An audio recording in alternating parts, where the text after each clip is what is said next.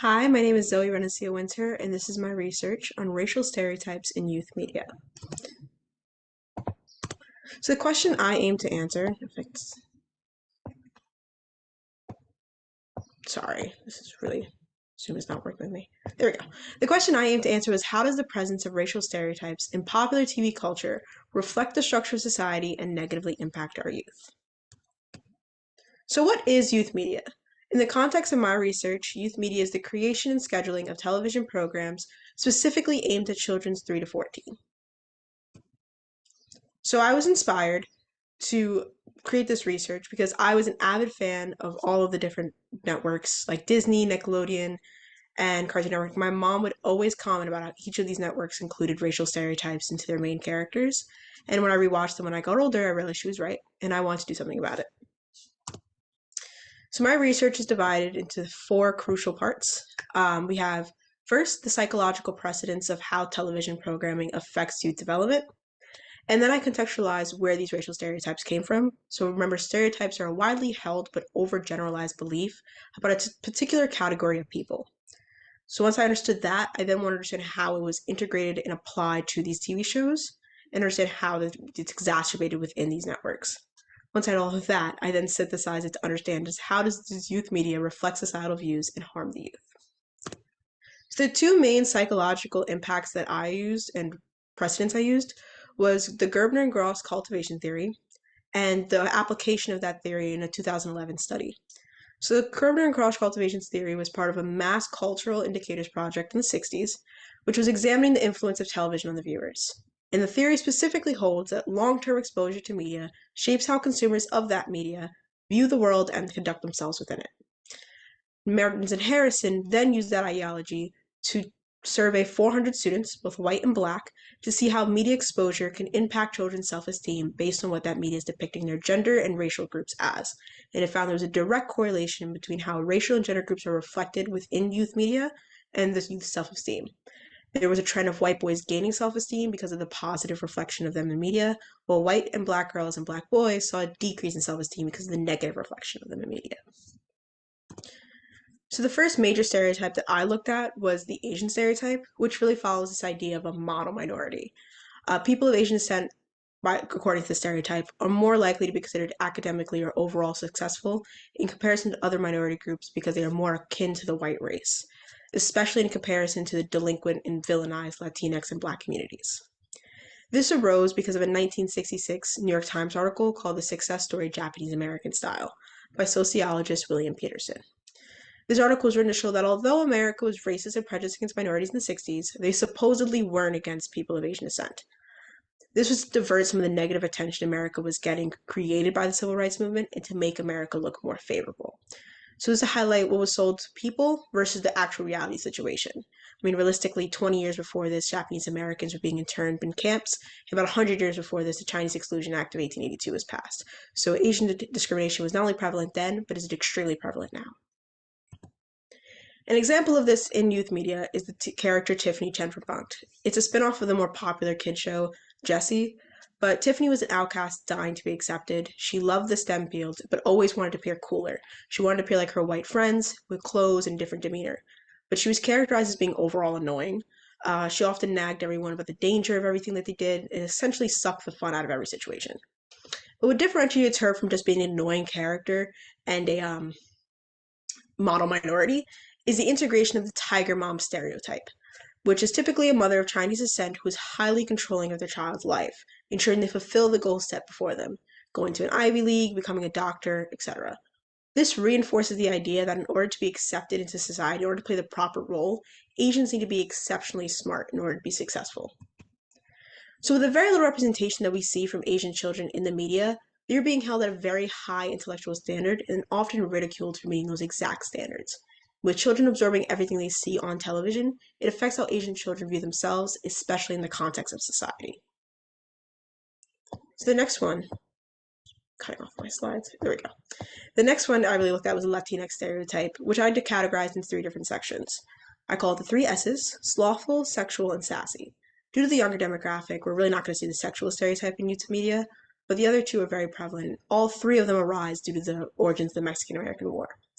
This war was a series of battles between America and Mexico from 1846 to 1848 over the annexation of Texas. And America knew that the American people would not be very loving of this war, but through intense propagandization, America sold this war as an attempt to save the Mexican people from themselves. They did this by perpetuating false stereotypes in the media. They called the Mexican women whores, hypersexualizing them to degrade Mexico, giving rise to this sexual, sassy stereotype.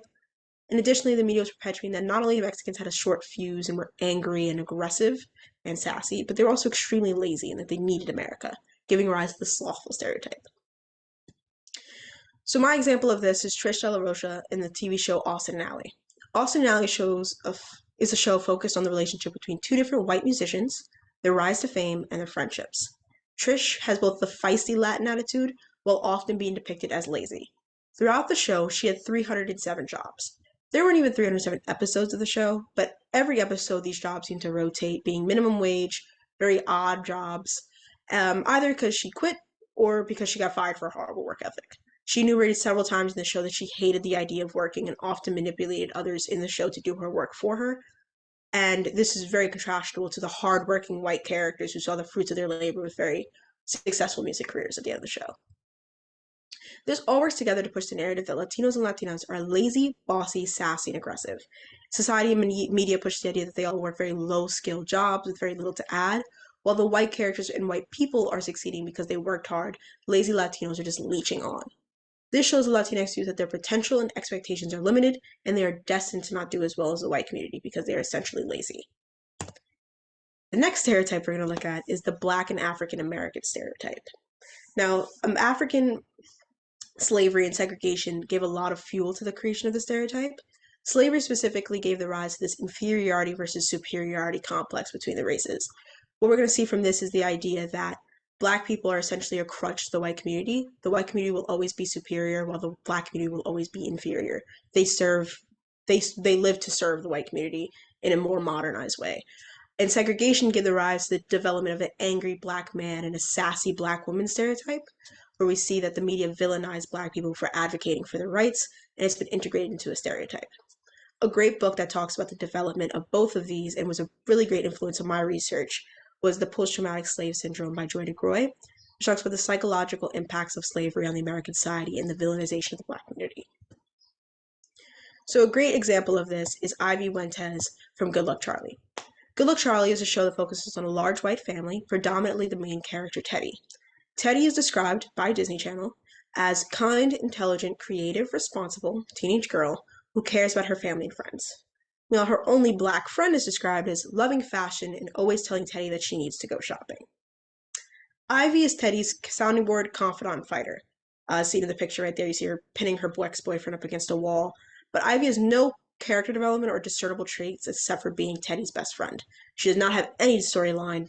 You don't really know much about her. You know, Teddy's a smart girl who's all about her family, and Ivy has no plotline. The media has always loved using Black characters as a crutch or support for the white lead. They have no storyline of their own. They tokenize them in this way that we're giving Black people and other minorities representation, but you have no other purpose but to make the white character look better. And this shows Black children, through the usage of Black characters, that they are destined to be the side characters in the lives of their white counterparts, only to be heard when they're saying something funny or sassy. Now, for the white character television portrayal. Now, white characters typically have the best storylines and given this aura of superiority. It's important to note this is mainly because the media is still largely controlled by the white population. Most of these stereotypes are largely projected and perpetuated because all media outlets are typically controlled by white people. You're looking at through the guise of white supremacy and white privilege and superiority.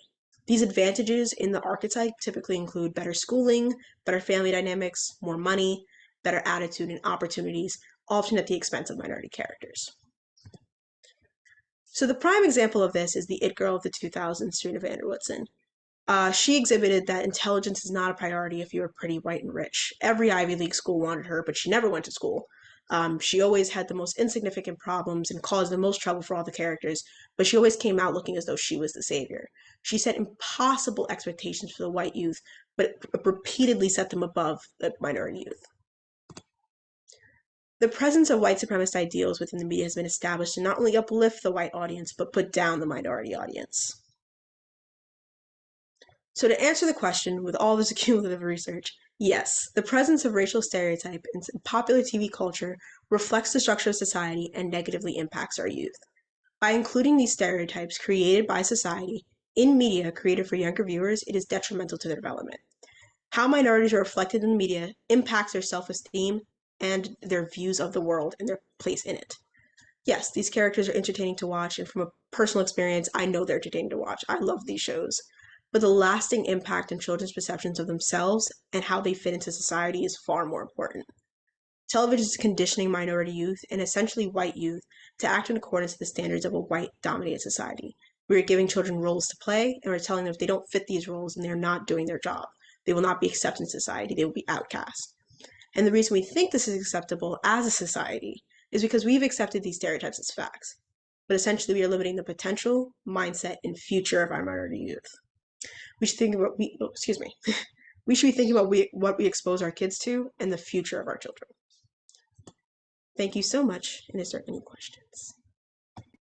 Thank you so much, Zoe. This is an extremely inspiring and I think eye-opening presentation, especially because I personally had no idea that so many of these things were from Disney. And that's actually related to one of the questions that we have in the Q&A, which is, this is so fascinating, Zoe. I believe you said these shows were from Disney Channel. How do these racial stereotypes appear, if at all, on other networks like Nickelodeon, for example? That was a great question. I did mention in the beginning. I didn't specifically use any Nickelodeon examples here, but there are plenty of them. If you look in the Amanda Show, Keenan and Kel, typically they depict this very like black stereotype, and we all thought it was very funny. I mean, they are funny. We can admittedly say this, but they're really banking on the idea of black stereotypes or Asian stereotypes, and it's what Nickelodeon, especially if you look at like Nick at Night, they definitely try to hit higher audiences, especially teenage audiences, by marketing off of these stereotypes. So that's a big, Nickelodeon was a big thing with it. And how do you feel like, well, has there been any change from the 2000s until now in terms of the shows that are being pumped out now by Disney, Nickelodeon, etc.? Do we see a shift, an improvement, or has it sort of largely stayed the same for these youth targeted shows? I think we have seen some improvement, especially because I think we see more minorities involved in the process of making youth television. I mean, if you look at like now we have Raven's Home versus That's So Raven. I mean, Raven Simone's very involved in the production and involvement and creation of these storylines. And it's an entirely black family created by black people to show black experiences. And I think that by including more minorities within the process of creating youth media, we're accurately representing their experiences and what these youths are actually experiencing, not what white people think we're experiencing. That makes sense. Makes total sense. There's also a question for you from the mentor who reviewed your work, which is about even younger audience members. So we talked mostly about teenagers today, and I think the question is about how do you think this might translate into media aimed at even younger children? So let's say like grade school or maybe even kindergartners. And what effects does this have on that age group's people's self-image and personal identity long-term? So if you definitely look at younger TV shows, we could have gone back to like the PBS Kids networks or even like the young, I don't know, Nick Jr., I think it was called. I don't know if it still exists, but that's what it was called when I was younger. And there was always, the token black character. You have the same ideology, just kind of lowered down for younger children. And if you look at it psychologically, younger children are more likely to absorb information. Their minds are like sponges. So actually, they retain this stereotypes, this ideology a lot more than teenagers would. So if they're being exposed to it from a younger age, it will have a much longer lasting impact than you would on a teenager. Makes sense. And what advice would you give parents of young children who are navigating this day in, day out? I mean, the kids probably watch television or they probably talk about TV shows with friends from school. What